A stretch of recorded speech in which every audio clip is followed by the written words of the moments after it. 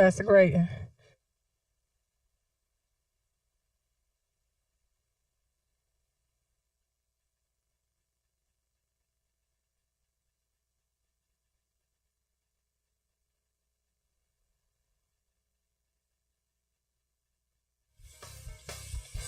Okay, that's where we'll pick up on the front side, on the beginning of part two.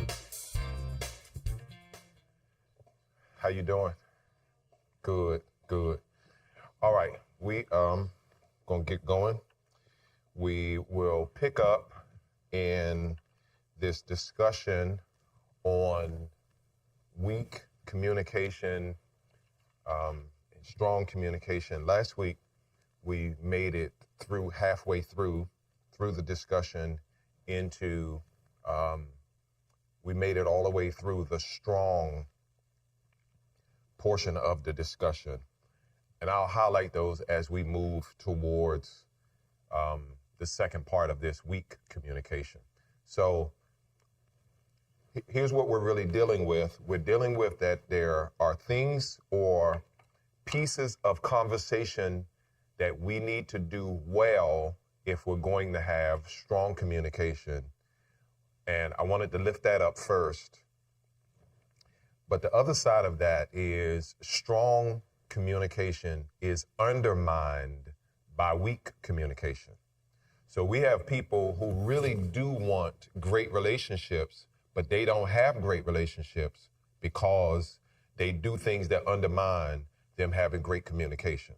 So it's really hard to have a great relationship if you don't have great communication, right? There are people who there's no doubt that they love each other, they care about one another, but whether it is a man to woman relationship, it is an employer to employee relationship, a parent to child relationship, it's going to be difficult if you don't learn how to have strong communication versus weak communication. And the truth is, we're going to cover this as we kind of work our way through this tonight. For some of us, all we know how to do is weak communication. So we do weak communication because it's what we know how to do. And the longer you go being dysfunctional, the more weak communication looks normal. So some folks have weak communication because they don't know how to do strong communication. And all they know how to do is do things that undermine them having a healthy relationship. So Danita, I do want us to go to those definitions again as we deal with communication. And then from there, we'll jump to the second half. So I want to do that just because there may be some people who didn't attend last week and who don't know the other side of this. So communication is an act. This is the definition of it. It is an act of instance of transmitting. I think that should say or instance of transmitting, but it is the getting across of an idea. Secondly, it's a verbal or a written message. So communication could be a note, it could be a letter, an email, a text message, but number three is a process by which information is exchanged by individuals through a common system of symbols, signs, or behavior. So it could be that we're exchanging information. I think I may have said this last week. Our young people will text you with a whole bunch of letters, and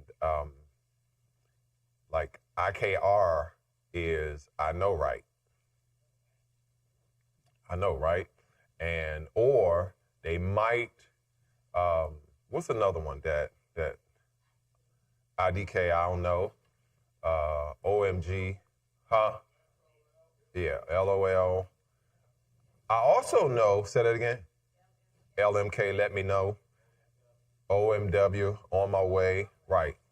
Most of the time they're lying when they text you OMW though. They have me walked out the house yet. They still in the mirror talking about I'm on my way. So communication now could be any of that. And then lastly, we have an exchange of information. Yeah, it's an exchange of information. So last week what I said was, I have an idea in my head, and we have done communication if the one person who has the original idea is able to relay that idea to another person, then you have communication. So there's a thought that I have. The originator in the communication has an idea, and they relay that idea to the other person, then there has been communication. So if I'm in a place where I want a person close to me, and I'm able to do this, and there's an understanding of what that means, right? What does that mean to you? Come here. And so the idea that I had is I want you from where you are, where I am, and you understood that. That's communication. And so often we don't do good communication because we are using we're using text messages that don't make sense to the person that's getting it, or I'm saying things in a way that they don't get it. And then sometimes it's my tone that prevents them from getting it. But whatever that is, we're not doing well. So I want to highlight the three areas. We're not going to certainly look at it in depth, but I want to highlight the three things that we said in the beginning. So strong, healthy communication takes clarity and honesty. It takes active listening. It takes respect and empathy. Clarity and honesty. It takes active listening, and it takes respect and empathy. And of course, we highlighted a whole bunch of verses there as to what helps us in having strong, healthy communication.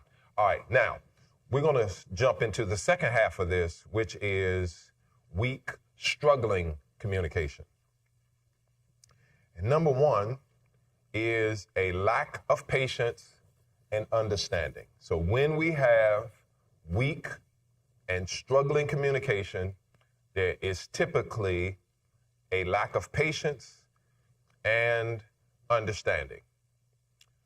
Now, I'm going to get to this in a second, but help me to understand that when you are impatient with a person, or maybe not you, but a person is impatient with another person, what does that typically look like in communication, and what does it result in communication? Okay, you got to go to a mic. What does it look like when a person is lacking patience in communication? It's right behind you, Keisha. Okay. They have their body language shows it, like okay. Crossed arms, rolling eyes, lips pushed out. Lips pushed out. Okay. So sometimes it's in the body language that shows up. Great answer. Yes. Result that you want. Right. Nothing gets accomplished. Right. That if I'm doing communication without patience, then I don't get the result that I'm looking for. Deacon Winchester? I speak with a frustrated tone. And yes. Then my wife had to let me know why you saying that like that. Right. Then it comes across that my tone that I'm frustrated. Got you. All right. What am I trying to get to? Okay. So let's jump to Proverbs chapter 13 at verse 3. Chapter 13 at verse 3. Verse 13:3 says, "He who guards his lips guards his life, but he who speaks rashly will come to ruin. So sometimes when we're in communication, one of the biggest hindrances to good communication is I let my frustration come out of my mouth. If I'm going to not sabotage my relationship, if I'm going to not sabotage my communication, then I've got to control my emotions. So that even if I'm frustrated, it doesn't come across in my tone. And so look at what he says here. He who guards his lips guards his life. So the question really is, do I have the spiritual maturity to be frustrated but control the way I talk? Now, if you're one of those persons who can't control how you talk when you're frustrated, who can't control how you open your mouth when you're losing patience now, you're going to make matters worse. Because you have a bad situation, but your mouth and your attitude coming through your mouth is going to make a bad situation, y'all finish it for me, worse. Yeah. And now it was bad, but it's gone from bad. Yeah. As we would say in my neighborhood, it's worser now. Deacon Kelly, you was going to say something? Yeah, that's true, Pastor. I had a guy with me yesterday, and they was talking about this time. He needs to get back there early than when he's getting back, and so I guess his emotions got mixed up, so he started saying stuff he shouldn't have said, and it cost his job. Wow. Right. Yeah. You got to guard your mouth. Yes. Yes, I had to control myself. Speak in the mic. I had to control myself on Sunday because we had a person in here that kept, for the second Sunday, was outspoken and out of turn. Yeah. So I had to take her on the other side and try to explain to her she was being disrespectful. Yeah. But she didn't want to hear it. Right. So I was losing my patience, you know what I mean? So I had to control myself. Oh, yeah. You know what I mean? Yeah. Yeah. Because sometimes what we like to do is we like to make excuses about our behavior. Right? You don't have any control over what another person does, but you do have control over how you respond to it. You know? So with the same situation Sunday, my attempt was, if I turn from even acknowledging that you're talking, maybe you will find the strength to be quiet. So I'm not even going to look at you anymore. I'm going to turn and address the rest of the room to see if not even addressing you and paying attention to you anymore pulls, because I don't want to throw any gas on it, right? I don't want to throw gas on it. I want to diffuse it.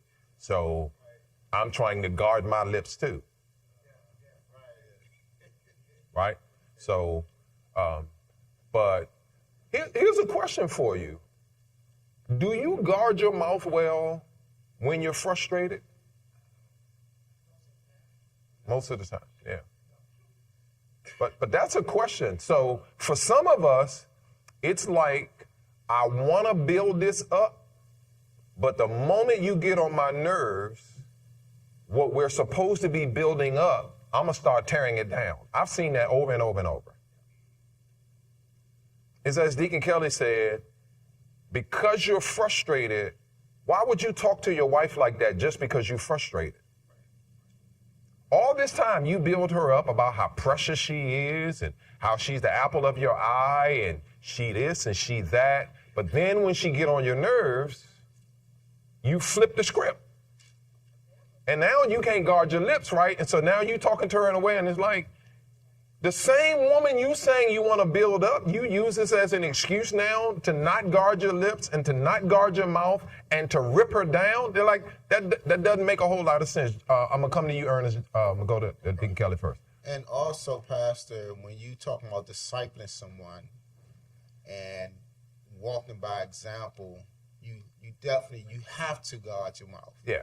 Because again, if you don't, and somebody needs you to help with the discipling and all of that, they're gonna have no respect for you. Right. Brother Ernst? Yeah, I was gonna say, I have issues sometimes when I just know a person is like one of the young ladies I work with from young people playing with my top. Right. You know, when I know you're fooling with me, then that's when I get issues. Right. So, but I want you to catch this though, because the second half of this is important. He says, he who speaks rashly will come to ruin. Yeah. In some cases, lost the relationship. I don't want to be your boyfriend no more. I really wanted you to be my woman. But what I see now is when I get on your nerves, your mouth is going to be uncontrollable. You're pleasant, sweet as honey when everything is good. But I already see now, the moment I get on your nerves, I'm not going to be able to handle what's coming from your mouth. We have two questions. Okay. So Tim said, this may sound a little wild, but is there a such thing as righteous impatience? There's a such thing as righteous indignation. And I think when you are expressing righteous indignation, I think it's a good question. I think when you're expressing righteous indignation, I still need to guard my heart and guard my mouth, right? So if you imagine Jesus at the temple, watching them sell stuff in the temple, he voices his displeasure, but he guards his mouth while he's voicing his displeasure. So I don't think Tim is suggesting this by his question, but often what we do is we live on the extremes. And we don't want to live in the extremes. We don't want to live in the extreme of, I don't want to have a mouth that's uncontrolled, but that's the extreme, right? I got a mouth that I never can control. The other extreme of that is, because I don't want a mouth that's uncontrolled, I can't say anything. That's extreme. We don't want to go from one extreme with a mouth that's uncontrolled to another extreme is, so I can't say anything. No, I can say something, but I need to guard my lips when I say what I got to say. Because again, I'm going to say what I said last week. Last week I said, what I hope to accomplish in the end affects how I start in the beginning. If all I want to do is lay you out, then I don't care about how I start. Because at the end, all my goal was to let you have a piece of my mind.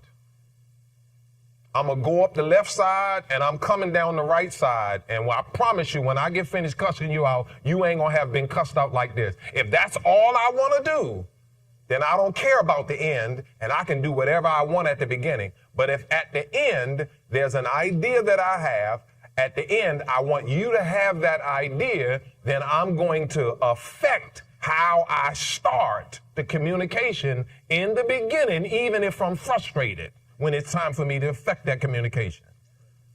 The fact that I'm frustrated does not give me the license now to go off on whoever I'm talking to. And often we're using excuses. Man, she done got on my last nerve and I'm sick of talking to him. Been years of me trying to express. That ain't no excuse for you to be talking to folks reckless. Guard your lips. Every one of us. Now, you think God is asking us to guard our lips, but we don't have the capacity to do it? We have the capacity to do it. The question is, do I have the maturity to do it? You gonna say something? Yeah. Last week, well, a couple of weeks ago, we had I was in a men's meeting and we had a conversation about temptation. And the first thing that came to mind was everybody is always a sexual type of thing. That's a temptation. But I wanted to push them to say that Satan has other tools of temptation, right? And this is one of them. Oh, right? yeah. Like using our manliness against us or our communication skills against us, right? Like Right. causing us to take the bait because somebody else has frustrated us. We done took the bait, and Right. and that's all he wants to do. Oh, yeah. He wants to get us to fall, and he gonna use whatever he can, right? He gonna use the people closest to you, your co-workers, your wife, your kids, Right. and you done lost it, and you said something, and then he's like, yeah, I got you. Right. And he gonna keep hitting you with that same Right. temptation, and you gonna keep, like, when you gonna grow up and not fall for that. Right. The same little Right. trick Danita, that he be hitting us with. Yes, good. Danita, did you have a second one? Yes. Okay. Sister Velva said, what if the person you are speaking in love is so angry that they can't receive what you're saying? So my nephew taught me this. My nephew was in prison, and he expressed to me in very eloquent words, he said, "Unc, some folks don't receive unless you match their energy." He said, so when he's swelling up and he all rah, and you try to talk to him calm, he ain't gonna hear you. So the only way he hear you is you swell up and like it's whatever, and then all of a sudden you can get his attention.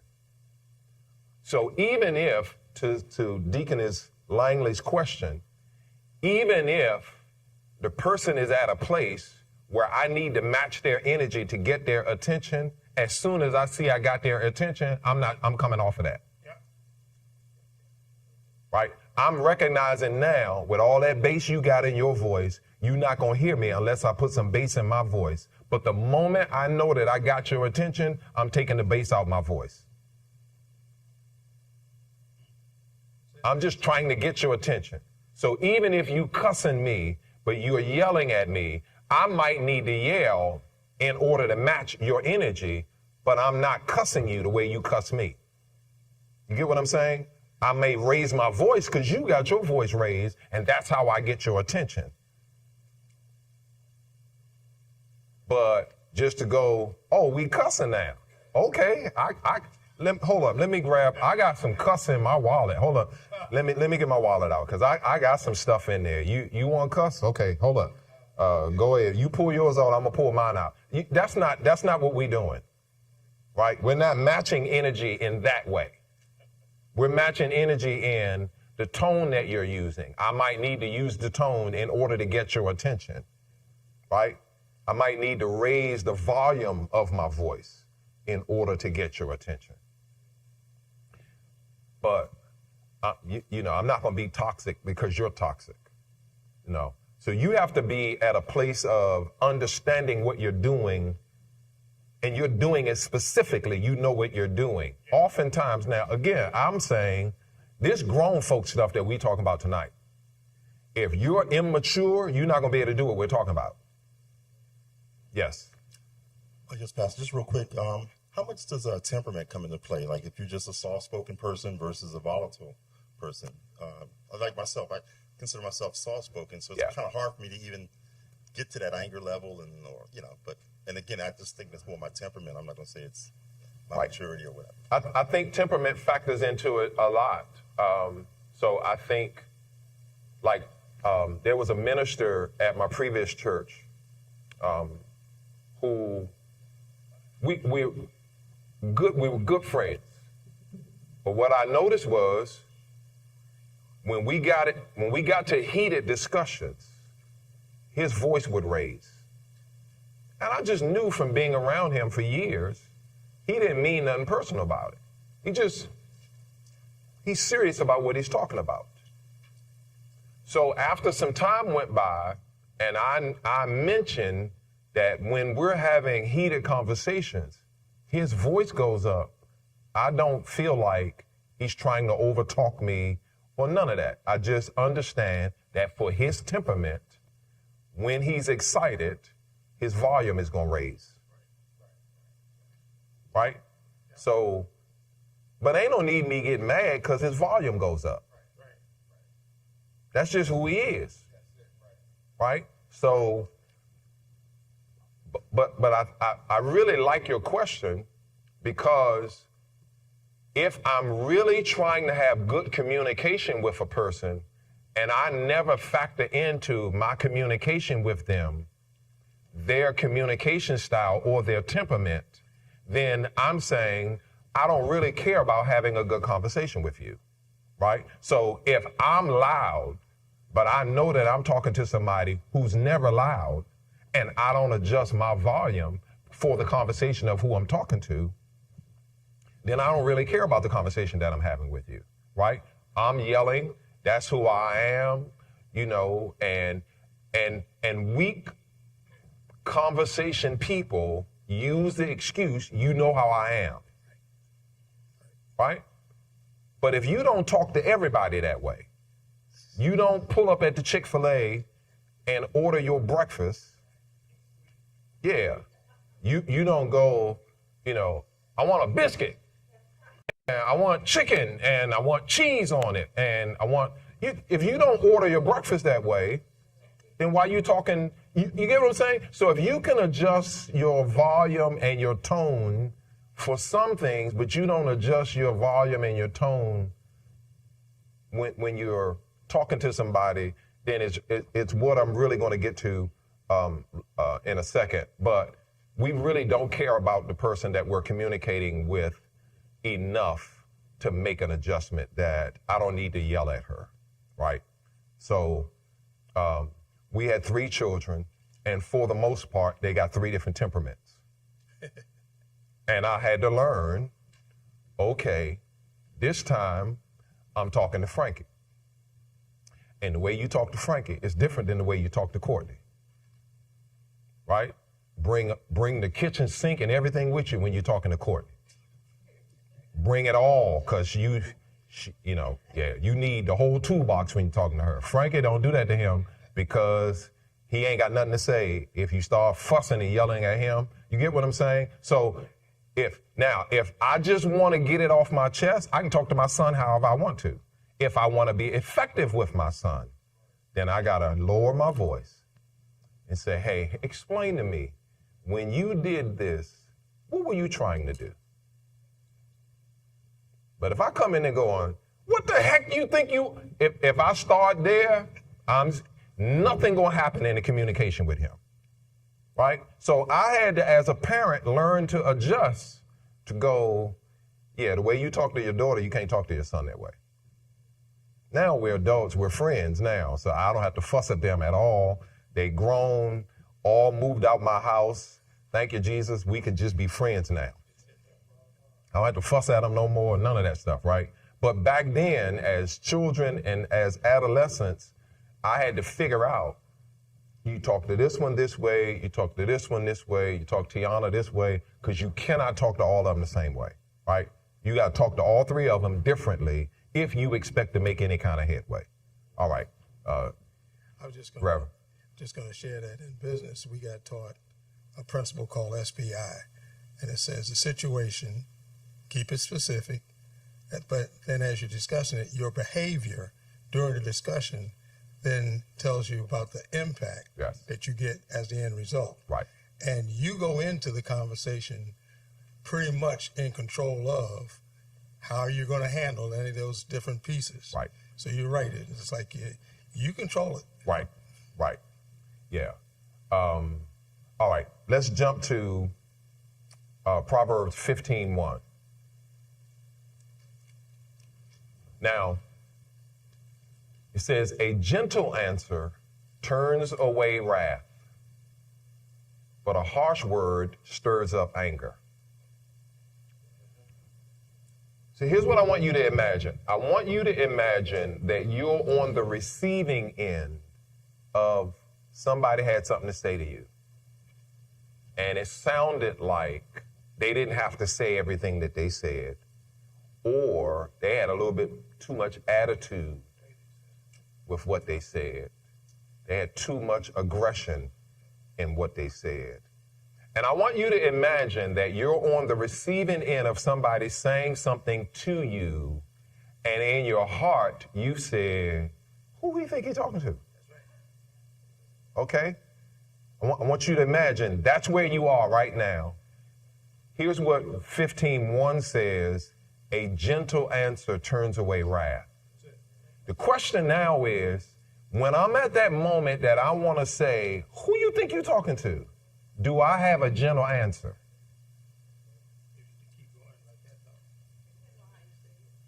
No, I'm saying they've already said what they've said. And in my mind, I'm thinking, who are you talking to? Do I have a gentle answer? Because see, what we are failing to realize is oftentimes the issue is not what the person said, it's how I responded. Right. He's saying, if you respond gently, you can turn away some wrath. He's saying, listen, I want you to catch this. It's an answer. It's the reply to what was said. There have been times when I read the email 3 times before I type one back. I need to make sure before I answer them, because what I think they said in this email, I need to make sure I'm not tripping, right? I need to make sure I'm not tripping before I answer them, because if I answer them the way I'm feeling like answering them, I'm gonna mess up. So I want to make sure that I'm not making a bad situation worse before I answer them. That making sense? Because here it is, every one of us can be in this position. We can tell the truth. There have been times when I thought a person said something, I asked for explanation, only to realize what I thought they said is not what they said. Right? So if my answer is harsh, it's not gentle, now I'm responding in a way that's inappropriate to what I thought they said.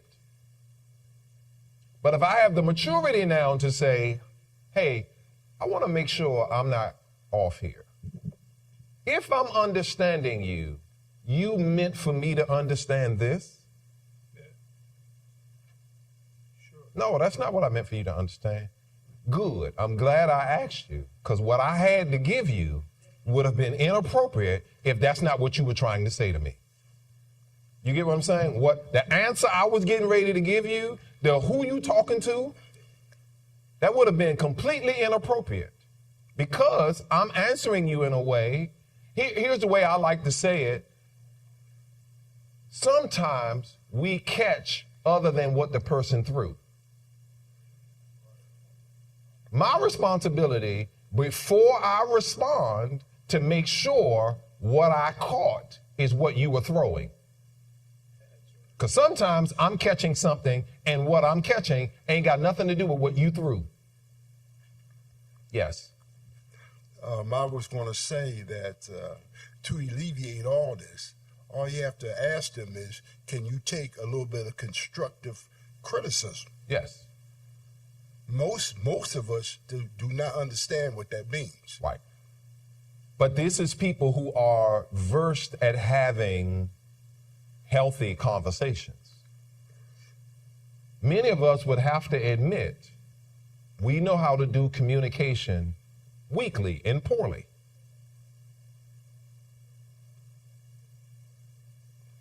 Right? So I think what you said is a part of last week's lesson. Because now I'm doing communication constructively. I'm doing communication in a strong way, which is to say that. So I agree with you. I'm saying as we're focusing on the weak side of communication, often what's happening is we're responding without checking to see before I respond, is that what you meant?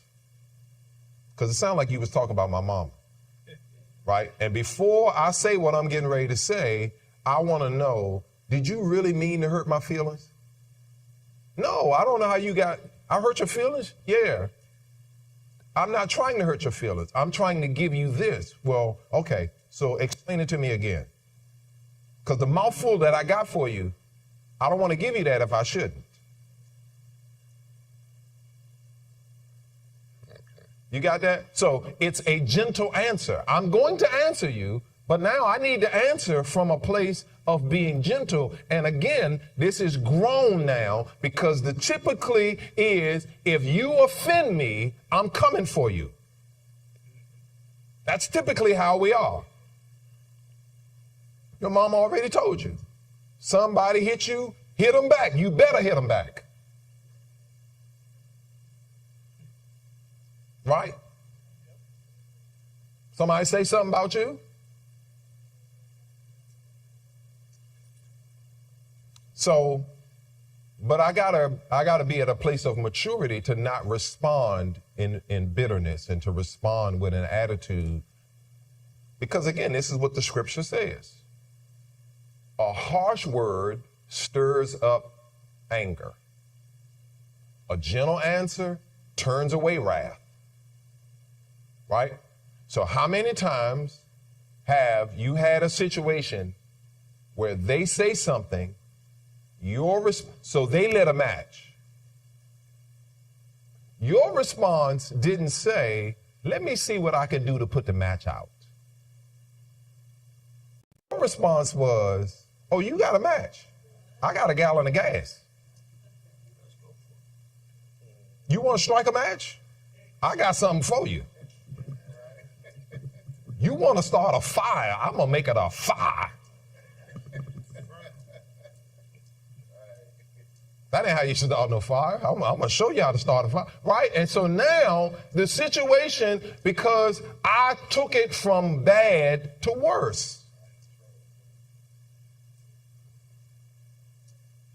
My wife and I laugh about this, but years ago, I don't even remember what the argument was about. I just know we were in the kitchen, and I said something, and she said something, and she had the nerve to turn and walk away and go upstairs to our bedroom.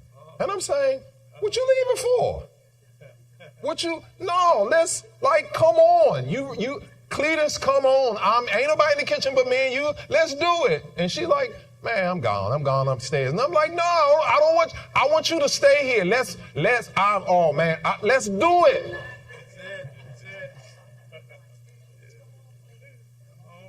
Let's do it. Okay, I got you. And so later she said, I saw it in your face. There wasn't going to be no talking to you. She said, Proverbs 15:1 came to mind. A soft answer turns away wrath, and I wasn't about to do that with you. So she struck the match and you wanted to pass. I'm ready to go. I got something for you. I don't even know how many years ago that was, but that is burned in my mind because she refused to participate.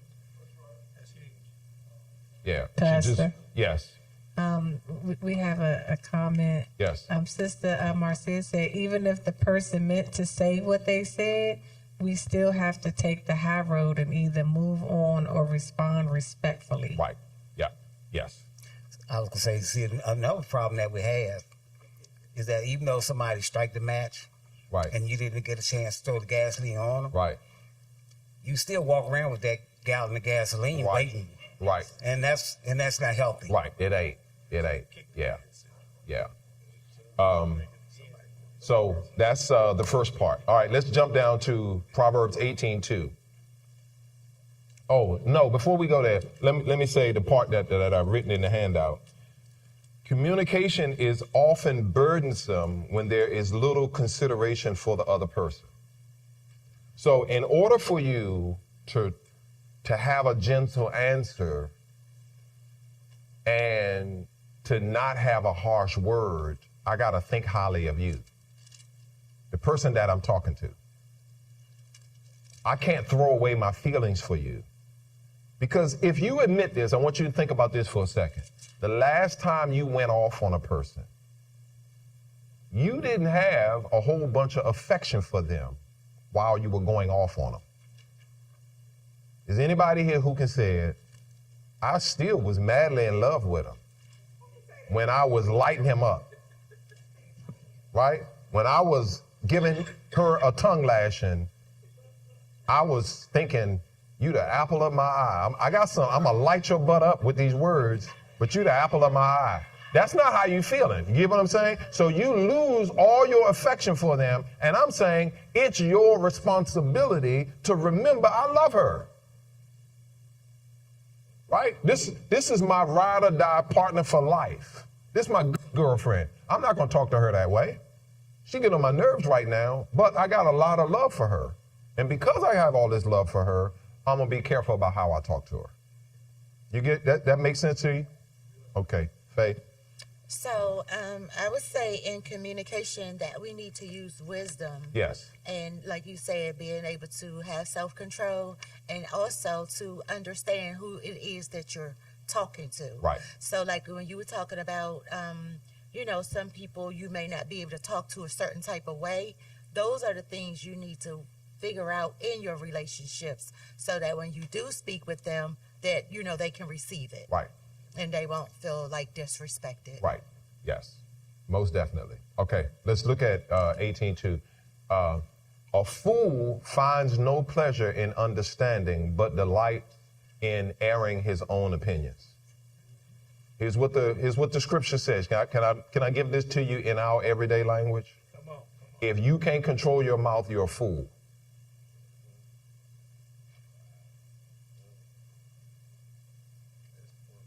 A fool delights in airing his own opinions. A fool has to say everything that comes to his mind. Right? I get something that comes to my mind. I'm a fool if I don't have no governor on my mouth. I need to have some type of a leash, some type of choke chain on my tongue to say that's not going to come out my mouth. It came to my mind, but just because it came out my mind. Fools who find no pleasure in understanding don't turn now. This is a valuable lesson for you, which is in the middle of discussions, in the middle of debates, is to ask questions. If you're going to do anything to have great communication, you're going to learn how to ask questions. One of those is, it feels like you're attacking me. Is that what I should be feeling from this conversation with you? It sounds like you're blaming me. Are you making me responsible for this? You get what I'm saying? Because now I'm saying, let me give it to you two ways, and you tell me which one of these sound the best. Because this goes to, a fool finds no pleasure in understanding. So I want understanding before I respond. So on one hand, I could go, I know you ain't blaming me for this. Or I could say, should I get the, it feels like you're saying I'm responsible that this happened? Is that the same question? Same question, just different. Right. Right, but the second one is trying to understand, because I'm not accusing you. The first one is, you're blaming me. I know you ain't blaming me for this. That's a little bit different than, do you feel like I'm responsible that this happened? I'm not blaming you. I'm just saying, well, since you were there, okay, that now gives me where am I going. Sometimes we're responding to people with no understanding. And if I don't understand, why am I responding? Why I got all this attitude? Why is my hand on my hip and my neck got a swivel in it if I don't really understand what was just said? You get what I'm saying? This is weak communication. Why you ghost a person? They said something that you think they said. Now all of a sudden, you're not responding to text messages. They're inboxing you. You ain't responding to inbox. They calling you. You letting them go to voicemail. You know what I'm saying? What is all that ghosting about if you don't know that what you got what I'm saying? There ought to be a place where you got to saying, I know what you were trying to say to me. Now I'm at this response because I know it. I have a responsibility to make sure that I understand. You got to get to a mic. Once you understand, I mean, at some point, isn't it appropriate not to respond to these people or let these people in your... It depends. It depends if I'm dealing with a person that no matter how I respond doesn't change your response, then maybe I do need to not respond anymore. But I can't cut everybody off in my responses because sometimes they're right. Now, I don't want to hear that they're right, but they're right. Right? So what do I do if I say to them, so you feel like I was responsible? I do feel like you're responsible. Explain to me why this is my responsibility. Right? Because now they may say something, so I believe that I'm going to give you the benefit of the doubt until you've taken away all doubt. Now, Rev, go ahead, and I'm going to give you an example of how I held on until I couldn't do it anymore. Go ahead. What I was going to say is that process of the SBI, what your opportunity is at the point when you have asked that question, as Pastor just said, is to then say, look, the impact of that then is, and I'm going to cut you off, I'm going to do whatever and whatever, as opposed to just immediately ghosting them and walking away and everything like that. Right. You got that opportunity to, again, bring the conversation into a positive. Yeah. There was a person who, this is way back when we were running the business, and they were mad. And being the manager, you know, they'd kind of gone up the food chain, and finally it's like, well, you the big fish, I need to talk to you. I'm like, okay, fine. And whoever it was, I remember them in their displeasure with whatever it was that we had done. I don't remember the details of it. I just remember they cursed. So I heard it, I didn't say anything, and then a little bit later, they cussed again. I said, let me make sure you clear. I think you have a right to be frustrated. When you're talking to me, you're going to have to talk to me with respect. So I don't want to take your frustration away from you, but you cannot express your frustration to me while disrespecting me. So be frustrated, but don't be disrespectful. 3 or 4 minutes later, they cussed again. I said, okay, I want to make sure you clear now. You're not going to cuss at me when you're talking to me. I'm here to listen on the phone so I can resolve your problem. If you cuss at me again, the conversation is over with. Are we clear? I'm not saying you can't be frustrated. You can be frustrated. But your frustration and cussing at me, that's not going to happen. The next time you cuss at me, I'm going to click the button to hang up this call.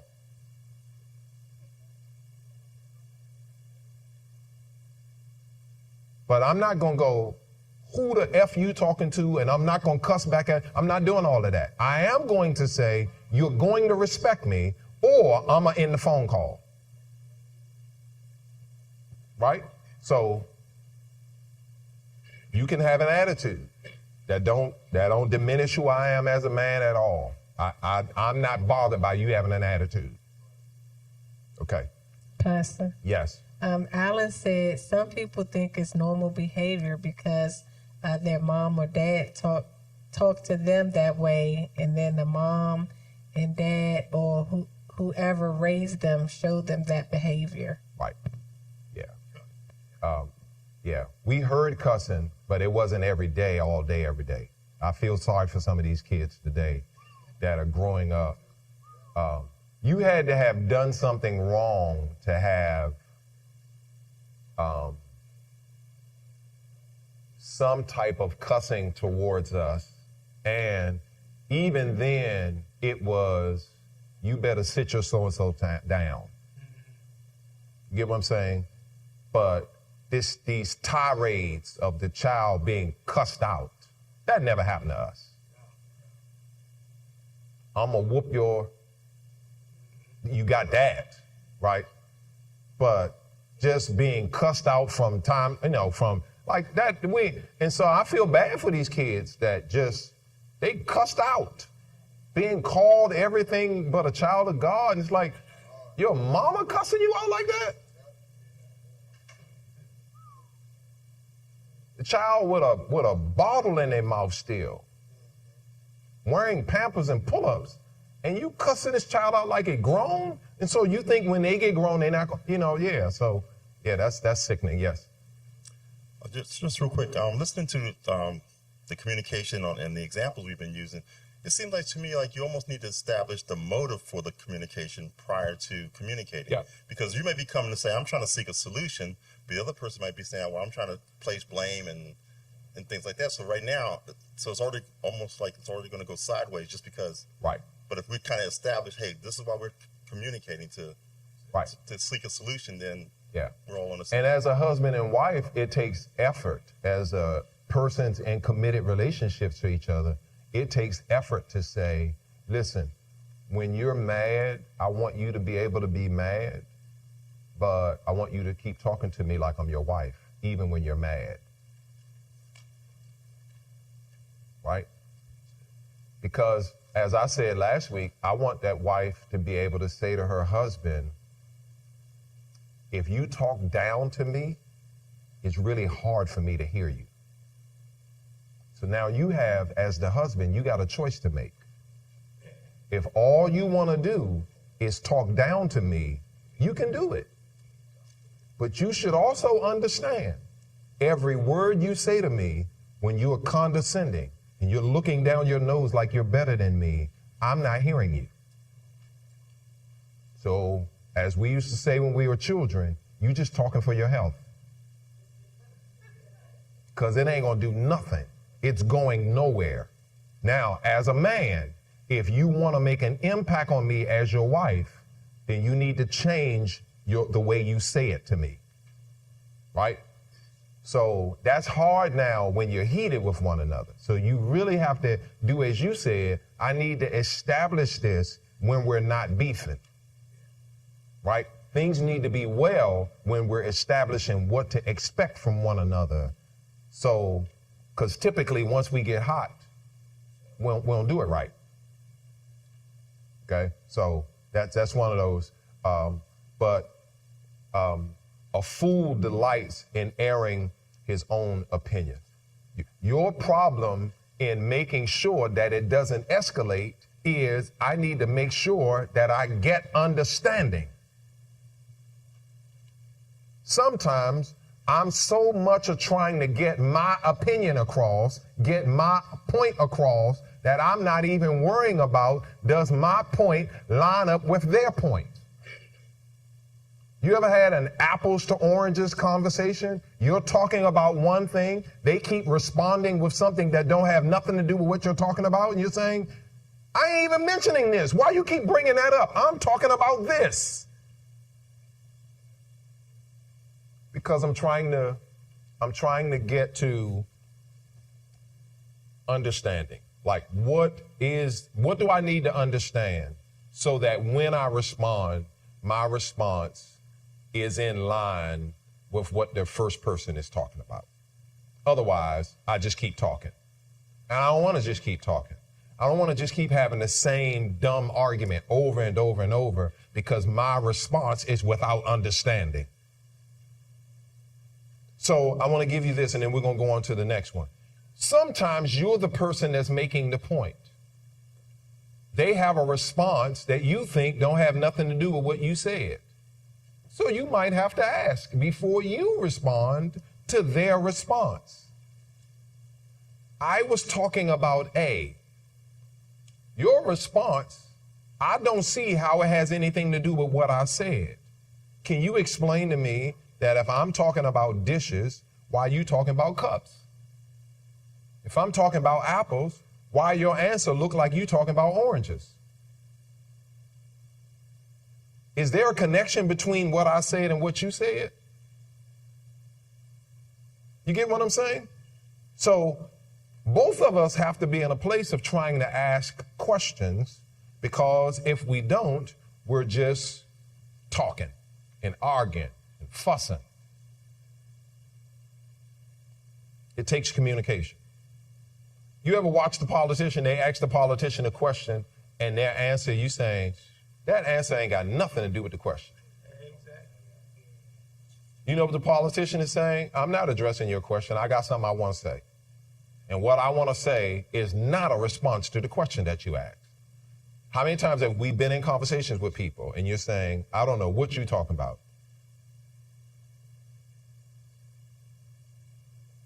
I asked you a yes or no question and you got a 5-minute response. This is a yes or no question. Why are you giving me a whole paragraph back?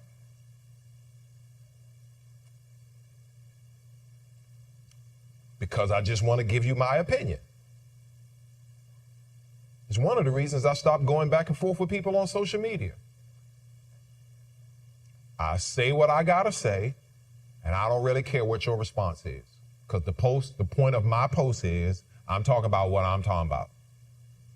You know, we don't enunciate. So I'm talking about what I'm talking about. I don't know what you're talking about, but I'm talking about what I'm talking about. And I don't care what you got to say to it. So there's a guy that I used to do business with years ago, and he's a Trump supporter. He's right-wing. You can't get no more right than him. So the last thing I posted, he jumped on, and I said, I'm not arguing with you on social media.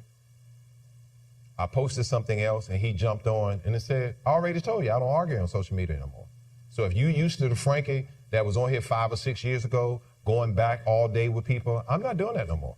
Why? Because what I'm talking about and your response don't have nothing to do with what I'm talking about. If your response has something to do with what I was talking about, I might engage you. But I'm not doing that no more. I got better stuff to do. And it's just because I finally got some understanding. You having these back and forths with people that just want to go back and forth. They don't want to get no understanding from you. All right. We have a question. Sure. Sister Andrea said, is it okay to walk away from your spouse when becoming upset, to calm down as long as you communicate that you're walking away for a minute? Yeah, I think two things. I think I want to give you some parameters for doing that. I think first you have to say, I need a break. Right? So you're saying what you need. I need to stop the conversation. I need a break. But you cannot say that I need a break without saying until when. So you might say, I need 5 minutes. You might say, can we stop talking about this for about an hour? You might say, listen, it's getting late. Can we pick this up tomorrow morning? Right? Because sometimes what we do is we put people in park and leave them there. I know now that I'm asking you to take a break from this conversation. I know I ain't coming back to it. That's not fair. But to say, let's stop. We're going to pick this up in an hour. Let's pick this up when we get home from work. Something like that, that's acceptable. Because if they are heated and they want to finish the conversation, but you are in a place where you're saying, I'm not in a good place to finish this conversation, I'm not really caring for you if I say I'm about to put you in. You know, you've had those people where you call them, and it's particularly businesses, they put you on hold and you know, you just kind of get, man, I've been on hold for 45 minutes. They're not coming back. Right? They don't. This one that used to burn me up. They close at 5. You call them at 4:55. They tell you to hold, please. And then they left. You still on hold. You hang up and they're saying, we've closed for the day.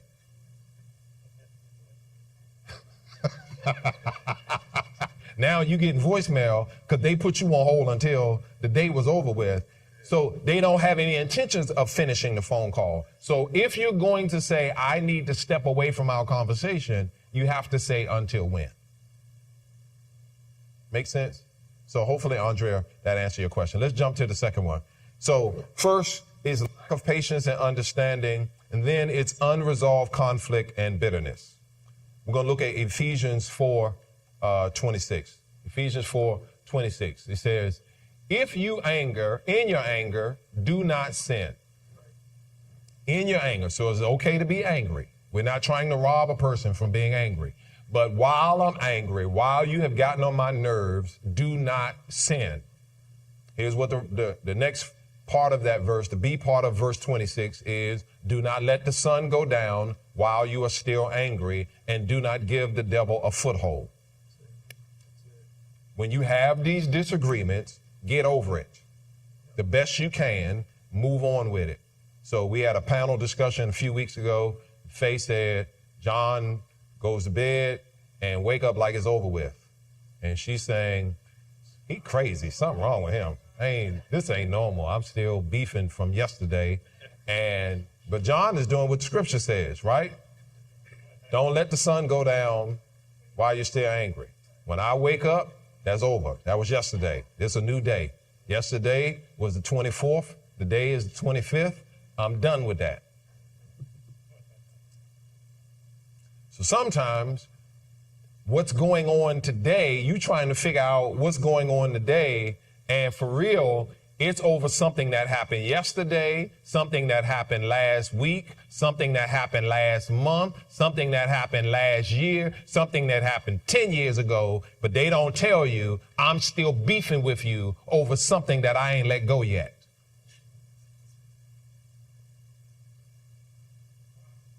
And I'm going to mean this, I say this with all sincerity. For some of us, we need to go to counseling. Amen.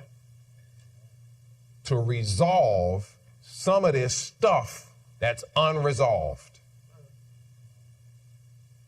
I'm walking around mad at the world over stuff that has not been resolved. I'll tell you this quickly. I've shared this many a time. My mother told me there was a time when my grandmother whipped her and she was a child. My mother passed, she was 75 years old, and I remember, you know, your parents, your folks tell you some stories, and they've told you that story so many times, you know the story yourself. My mother said she was 12 or 13 years old, something like that, 11, 12, 13 years old. My grandmother whipped the skin off of her. See, she cried like a baby. She said sometime later, my grandmother found out that she was wrong. Every single time, without fail, that my mother told me about my grandmother whipping her like that, my mother could never tell that story without getting tears in her eyes.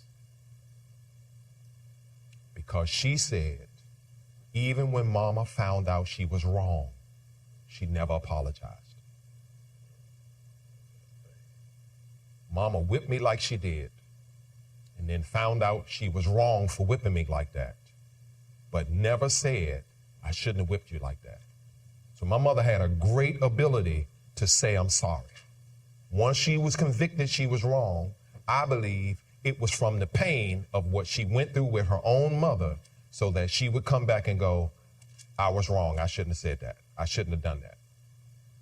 She could give out some whippings. Ain't nobody whipped like my mother. I guess she got that from her mother. She could whip you good.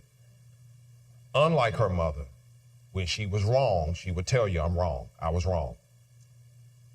But I'm saying the same emotions my mother would have, that them tears would come up for something that happened 50 years earlier, 60 years earlier, them tears would still well up.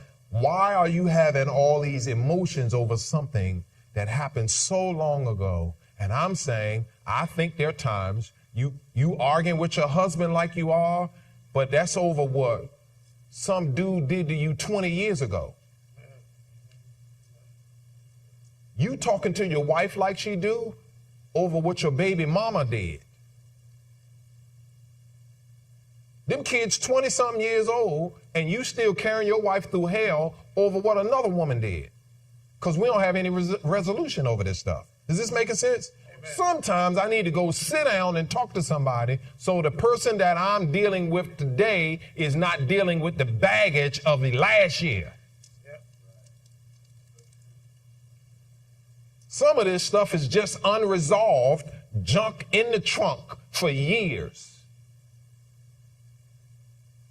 And everybody else that's got to deal with you now got to bear the brunt of what Tyrone did. You saying I'm the man here loving you today, I'm the woman here washing your drawers and trying to be special to you, would you still treat me horrible over what somebody else did to you for? Why do I have to deal with their garbage? Because in some cases, I never got any resolution from it.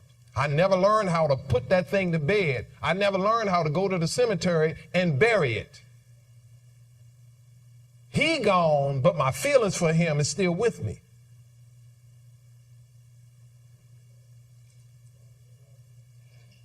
Put that stuff away. All right. So can I tell you what this looks like? It looks like having a whole bunch of conversations at the same time. Yeah. They say something, it triggers you about something somebody else said to you in the past, and you bring up something that ain't got nothing to do with what they talking about. They talking about apples, you bring up oranges. Why do you bring up oranges when I'm talking about apples? Because something you said triggered me. I'm still mad at somebody in my past, and now I'm looking at you, but I'm arguing with this person from my past. That ain't healthy. Stop putting that woman through that junk that you've been going through. Yes, your father abandoned you, or your mother didn't treat you right. Don't put your wife through that.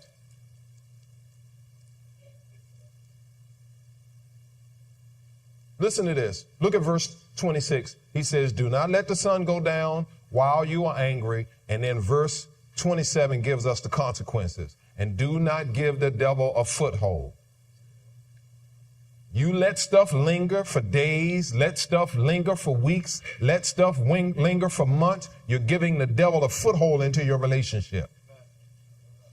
All he needs is a crack. And he'll turn a crack into a crevice.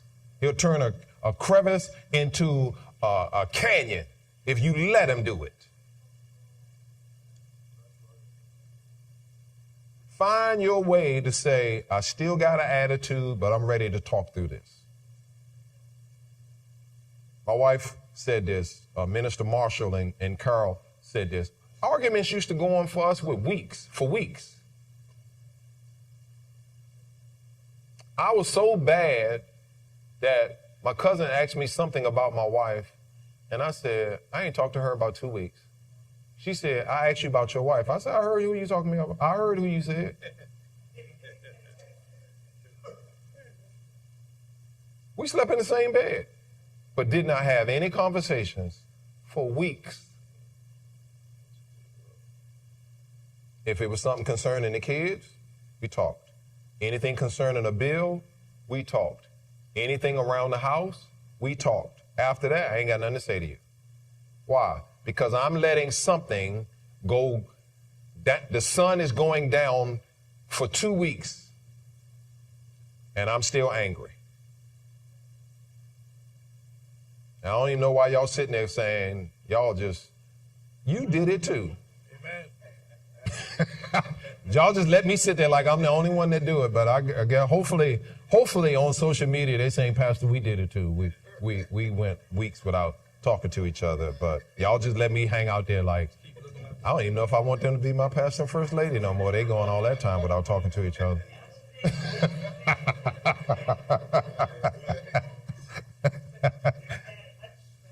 Yeah.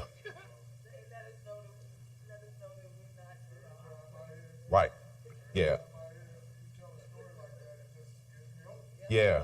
So, but here's I do need to get to this because I don't want you to be in this position.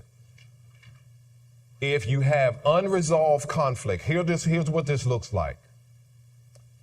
I have something that, so let's just say I'm not saying Andrea is guilty of this. But Andrea asked a question. I want to use her question as a launch pad for the next thing I'm going to say. So let's just say Andrea said, babe, I need a break from this conversation. Like, let's pick this up later.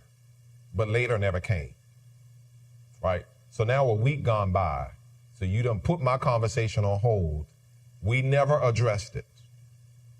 But now something else comes up. What's the likelihood that while we're having this new conversation this week, the unfinished conversation from last week, what's the likelihood that it's going to come into this week's conversation? 100%. Yeah. I wish you would talk to me about the trash this week. Yeah. When last week, yeah, I want to talk about you having all these headaches. Consecutive nights in a row. Figured some brothers would say, yes, sir. Right? So if one conversation isn't resolved and I'm still angry over that, now us having a healthy conversation is almost impossible. Why? Because we're having two different conversations at the same time.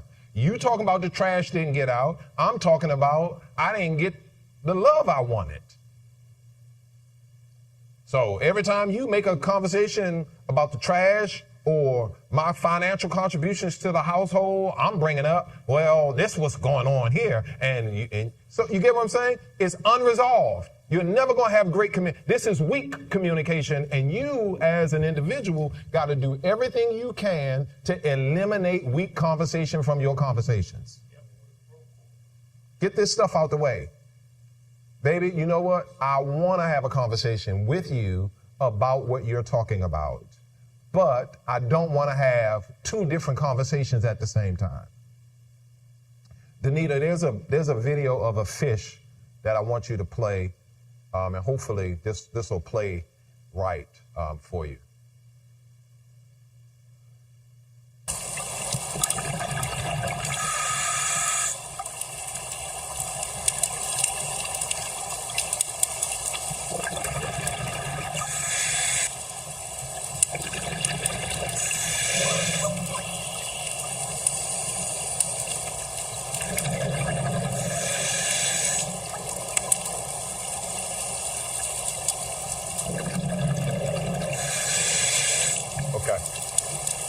So did you notice in the video, the water was clear, right? And then I forget the name of that fish. It then blew some type of ink in the water. Yeah, the fish in front blew that ink.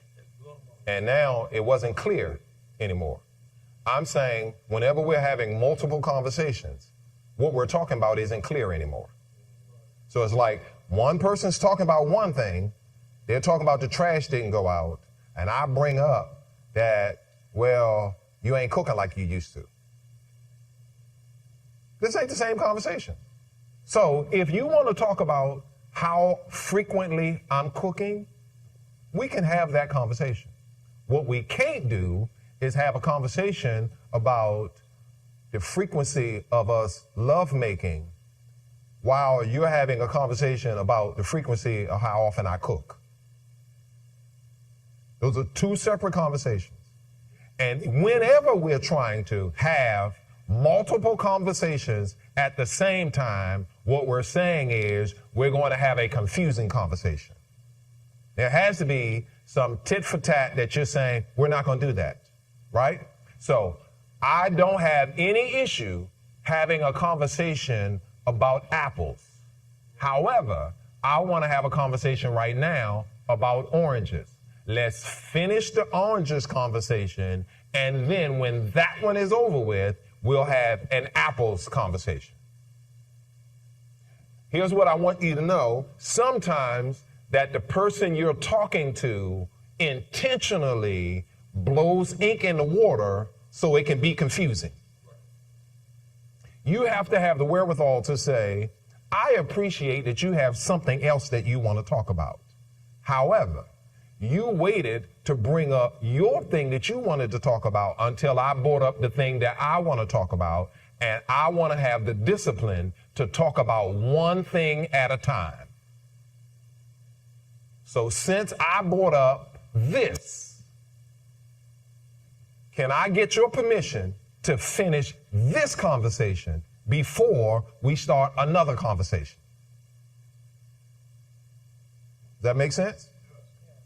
Because as long as you talking about the dishes in the sink and they talking about the frequency of love making, y'all ain't talking about the same thing, right? So you make a comment about the dishes and he make a comment about love making. You think y'all really gonna get anything accomplished? No, nothing. Right. So you gotta have one conversation at a time. You can't have multiple conversations at the same time. You have to have the discipline. All right, now, let's jump to the last thing, and this is dishonesty and deception. Let's look at Proverbs 10:9. The man of integrity walks securely, but he who takes crooked paths will be found out. So sometimes you are undermining your conversation because you are deceitful. The person that you're communicating with cannot trust anything that you say because you lack integrity. For some, we have poor communication because the person cannot trust the person that they're talking to. When you tell them something, they don't know if it's the truth or not. Because anytime you find yourself between a rock and a hard place, you become deceptive and lies. You don't care about a person when you look them in their face, as we would say, a bold-faced lie.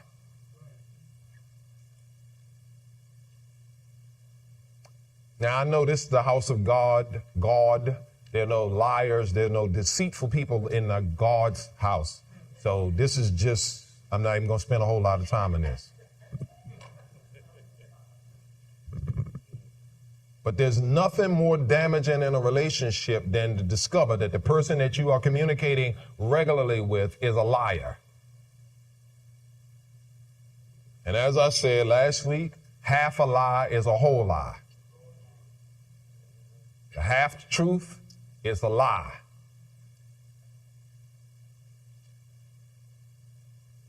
You know, that, so leaving out part of the truth. Well, I told you the truth. Yeah, but you left out a whole lot of the truth also.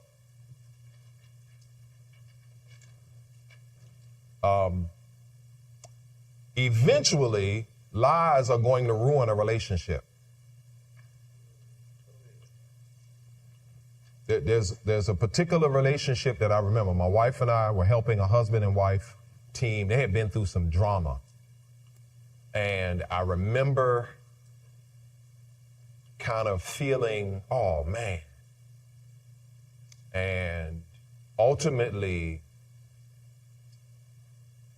the relationship was, I can't deal with these lies. I've put up with a lot of stuff from you. And here's what made me have that, oh man. The proverbial final straw wasn't even that bad of a lie. But for the spouse who was on the receiving end of one more lie was like, I just can't take no more. In my mind, I'm saying, that lie? But it was just like, with all the crap that I've put up with, that lie there was just, I'm broken now. I can't do it no more.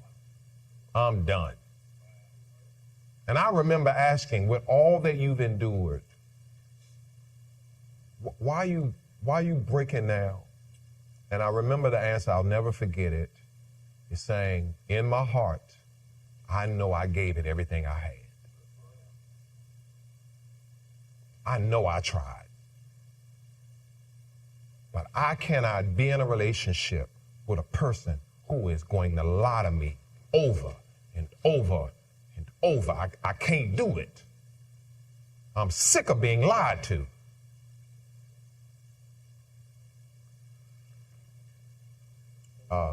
And it's bad, man, when you got somebody, and I don't know what to tell you when you're in a relationship with a person who just habitually lies. Yes. Well, Pastor, I was just going to ask real quick. If you're dealing in a communication with somebody and it's just really dysfunctional, I mean, like you were just saying, the gaslighting, asking you questions that they already know the answers to, and all like that.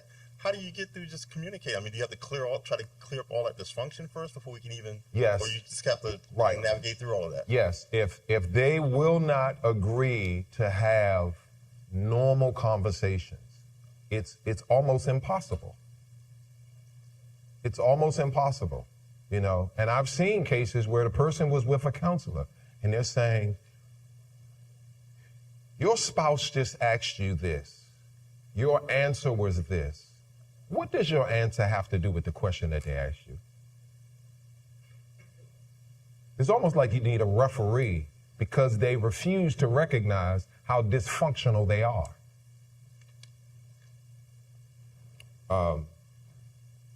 We want to look at Proverbs 19:9. False witness will not go unpunished, and he who pours out lies will perish. You are killing your relationship if you continue to pour out lies into your relationship.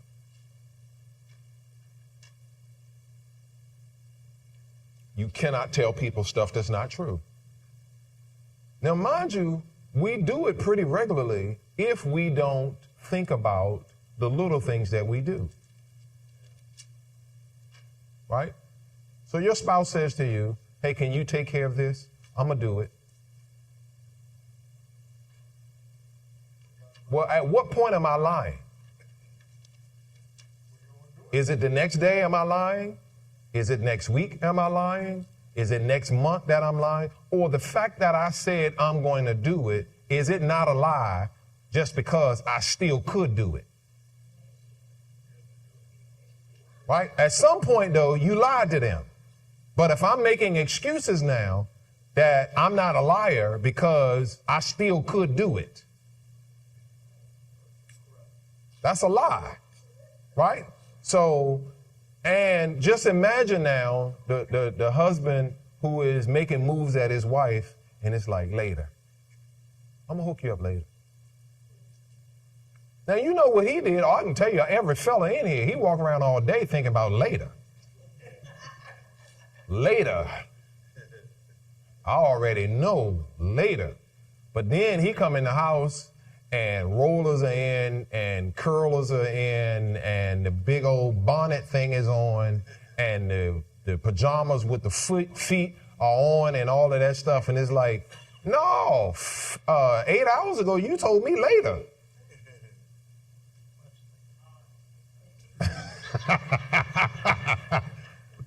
But would you consider that a lie? Yes, it's a lie. Right? So I'm saying if we begin to make excuses for little lies, then we're really setting the table for bigger lies. And I got to be in a place where I'm saying, if I say to you, I'm doing this, then I'll be home by 9. I ain't coming home until 11. I know when I said 9, I wasn't going to be home by 9. I just lied to my spouse. Right? I'm on my way. I ain't walked out the house yet. I'm lying. Where you at? I'm 5 minutes away. I'm 20 minutes away, but I'm saying I'm 5 minutes. That's a lie.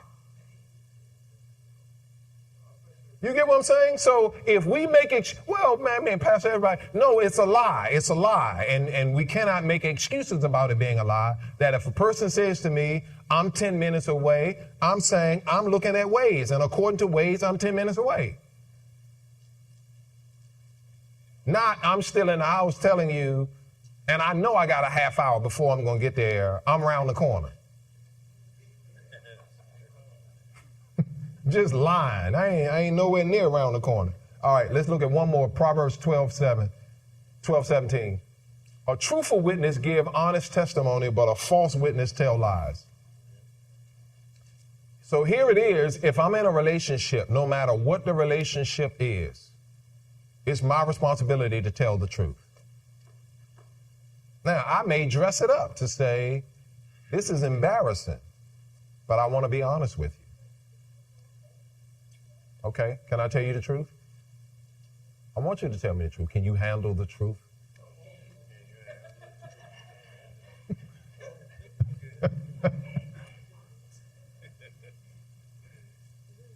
So let's jump to some questions. Where do you struggle with healthy communication skills? Is it listening? Is it speaking to injure? Some of us are really good at that, right? You know how to put some words together, and I know how to tell you off. So some people don't have other people talk to them because they scared you about to be a bully. You're not a bully physically, but you're a verbal bully. Do you loud talk?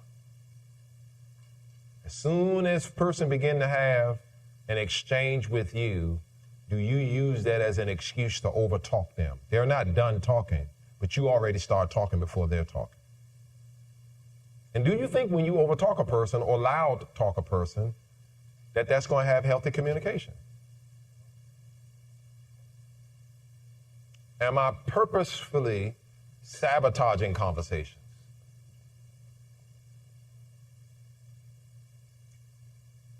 Because we can admit, I've sabotaged this conversation, right?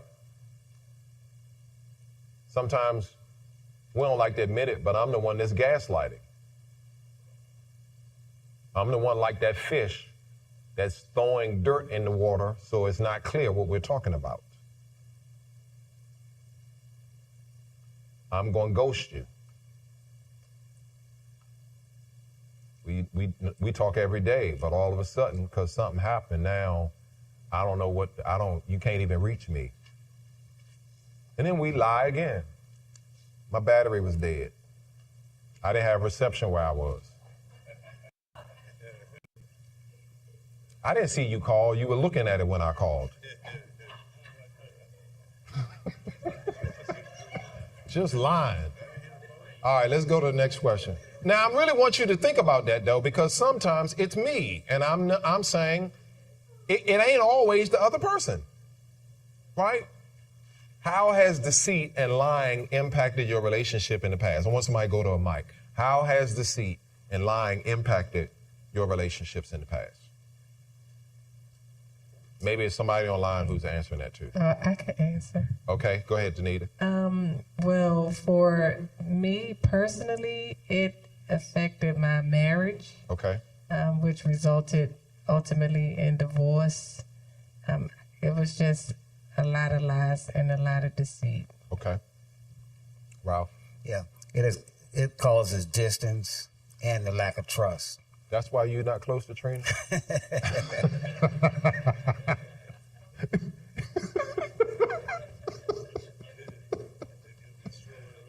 Go ahead, Reverend Johnson. It set up guidelines. Huh? It set up guidelines. It set up guidelines? Mm-hmm. Explain. When it was told to me, you promised me that you'd never lie to me. Right. At that point, anything after that, right, you understood. Gotcha. Okay. Let's look at the next question. What is the impact of your loved ones speaking lovingly and respectfully to you?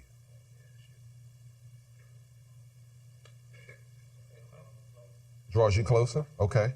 Ernest? Yeah, I think it gives you assurances, you know. Give you assurances. Yeah. I'm learning how to express my displeasure, but not do it in a way that's overly aggressive. No. Recently, with my wife in a conversation, I said, I don't want to talk about the past. I want to tell you what I need now. This is what I need from you. Right? I'm not going to have a back and forth. I need from you this. Got it? Yeah, good. That's all I want to accomplish. There's something I need from you, and I want you to be clear that I need this from you. I got you. So, but I remember that I was intentionally lowering my voice. If you want to have great conversation, hold the person's hand and look them in the face while you're talking. I want to give you some clues here. If you can't make eye contact with the person, you're in a bad place if you can't look them in the face. You so mad that you saying, get your hand off of me. Just say to me what you got to say. Don't touch me. It's not healthy. Healthy is I love you, and me holding your hand and my thumb rubbing the back of your hand while I'm talking to you is to say, we're in tension now, but I want you to know I still love you. Right. Don't lie to me. Right?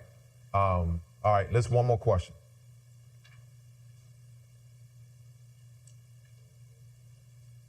Is there a difference between joning and coarse joking that's forbidden in Ephesians 5:4? So Ephesians tells us not to have coarse talk with one another. So is there a difference between what we call joning, or in some parts of the country they call it the dozens? You don't think so?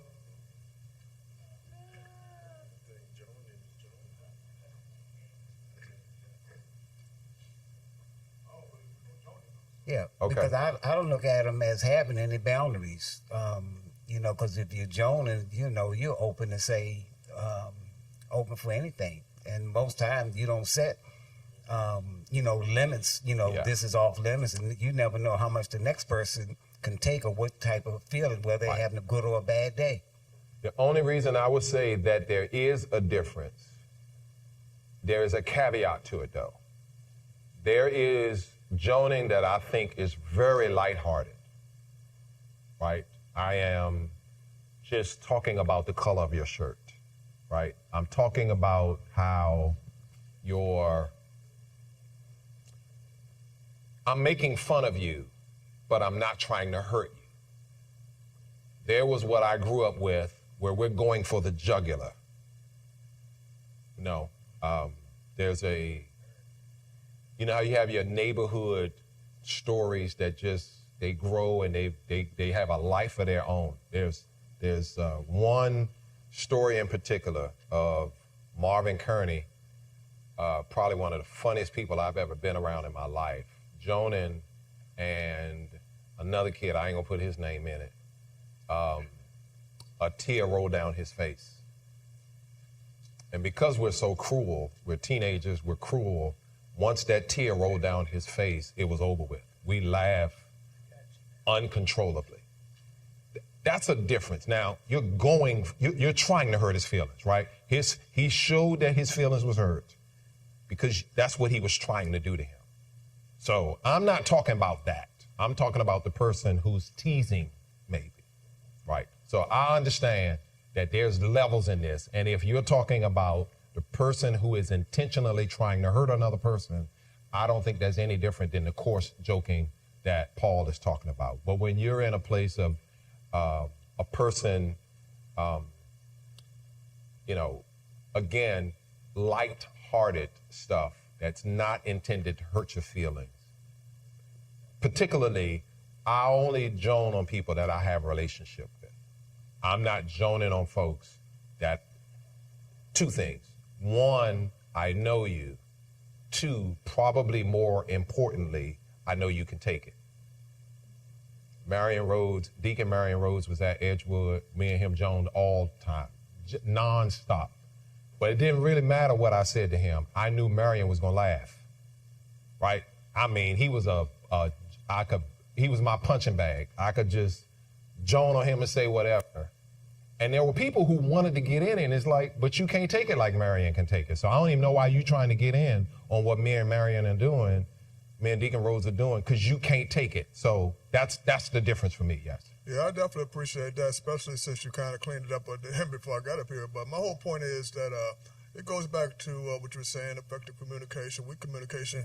The fact is, you don't always know a person's sensitivity level when you're joining on them. Right. So our truth is not to deal with it. You know, like Yeah. you say, if it's a relationship, like my sons, sometimes I kid with them, but typically I don't believe in that. Right. It's some folks here in this church. I'm gonna tell y'all this. I'm not gonna put none of them on blast, but it's some folks here who are characters, but they do it so undercover. They'll call me and say something dumb and like, bye. I said what I needed to say. They'll call Shannon and tell Shannon, tell him I said. So I'm coming in, your friend said to tell you, and it's just like, okay, whatever. So that stuff is lighthearted though. You get what I'm saying? It is not, I'm trying to say something to Pastor to hurt him. This is to make him laugh, and then we kind of go on about our way, right? So that's what I mean.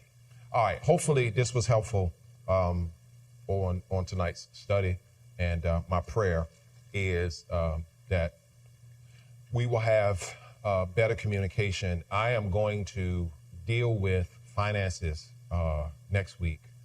I want to talk about us and the handling of our money. If I've been here 5 years, and for 5 years, I'm gonna make money is getting into my lessons.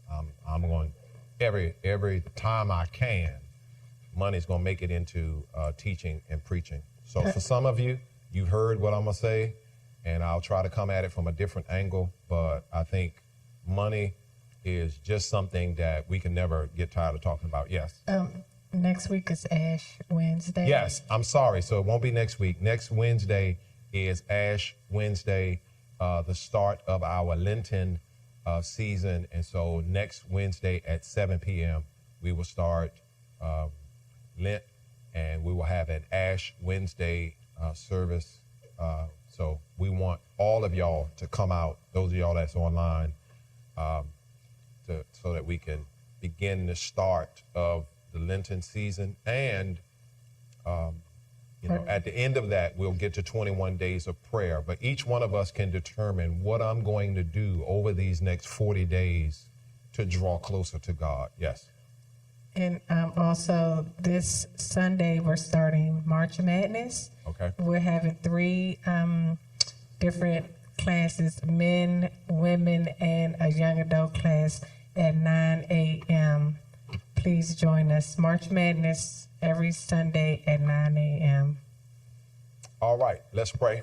Father in heaven, we thank you, Lord, for our time tonight. I pray, oh God, that you would bless every one of us. And where we have exhibited the ability to do weak conversation, weak things that sabotage our conversations, as Ed said, gaslighting and deflection and muddying up the waters and not having respect for one another and not being patient with one another, being quick to offer our opinions instead of listening and making sure that we're responding to what the other person was saying.